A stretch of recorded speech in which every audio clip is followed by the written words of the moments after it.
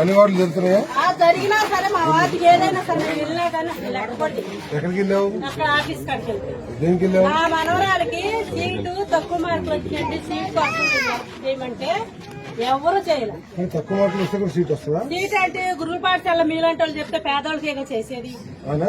అక్కడ చదువుకున్న గొప్ప అనుకుంటున్నాను. గొప్పలు కాకపోయినా సరే పేదలమే కదా. అంటే ఇక్కడ మీ అమ్మాయి కంటే అందరూ గొప్ప వాళ్ళు అంటావు. అక్కడ గొప్పలు కాదు సార్, ఏదైనా చిన్న సహాయం అన్నా చేయాలి. అక్కడ సీట్లు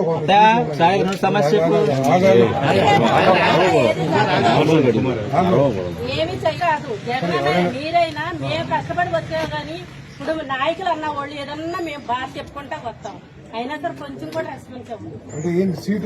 ఏదైనా సరే సార్, ఏది అడిగినా సరే ఎట్ట వచ్చిందని గురువు పాఠశాల మార్కులు వచ్చేసారు.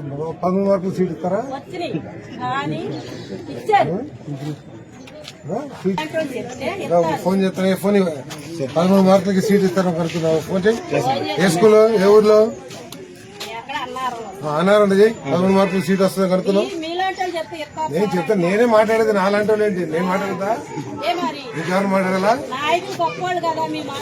నేను గొప్ప లేదు ఏం పడుతుంది అనుకుంటే ఎట్టా నువ్వు? మరి అట్లా ఎవరమ్మా సీటు? అట్లా ఎవరిదండి? మార్కు ఏదైనా ఒక మార్కు అతిథిగా ఉంటే ఏదైనా చేస్తారు కానీ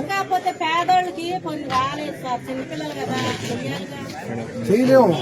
అక్కడ ఇల్లు సీట్లు అంతమందికి ఇస్తారు. అక్కడ చదువుకునే వాళ్ళు అందరూ కూడా నీలాంటి పేదలు. ఇంకా నీకు బ్రహ్మాండమైన ఇల్లు ఉంది. అక్కడ ఇల్లు కూడా లేని వాళ్ళు పేదవాళ్ళు ఉంటారు. కాళ్ళు ఒకసారి ఇల్లు చూడు.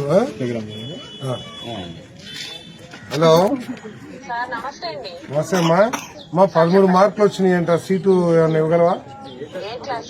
ఏ క్లాస్ అమ్మా? 5వ తరగతి అంట.